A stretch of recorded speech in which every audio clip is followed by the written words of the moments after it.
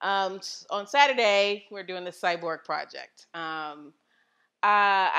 mother was big on science fiction. She was a computer programmer. I was exposed to that at a very young age.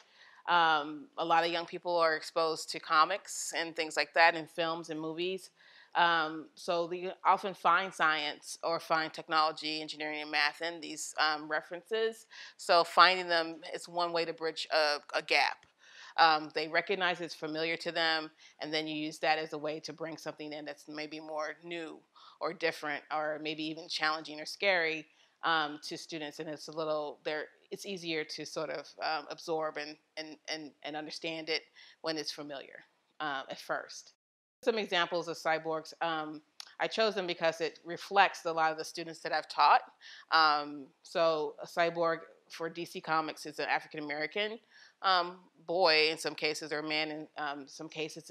It's in the current Justice League film that came out a couple of years ago. It's also a comic. So kids who are really into comics would know this character.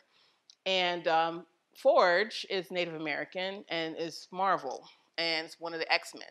And it was actually my Native American colleague who told me about Forge. It's like, don't forget Forge. Representation being as important as it is, but there's a reference to Cyborg. He has a cyborg. He's a cyber. His leg is robotic, and I think he has another cyborg. Maybe his eyes. I can't remember. And then Alita Battle Angel is a film, but it's also based on a manga or something like that. And Robert Rodriguez did the film, and the character is very much. She seems Latina.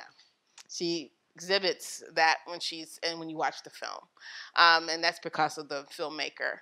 So we can look at students will recognize these characters, especially if they're really tuned into these popular culture, or in this case, comics or film. But this is a good starting point to begin to get them to sort of think about something familiar to them, but also start to introduce something like maybe biomechanics, or engineering or things like that, or technology. That's the first part. It's familiar now. Okay, you're speaking to me. So now I'm listening. Now I'm attentive. I'm paying attention. So now we want to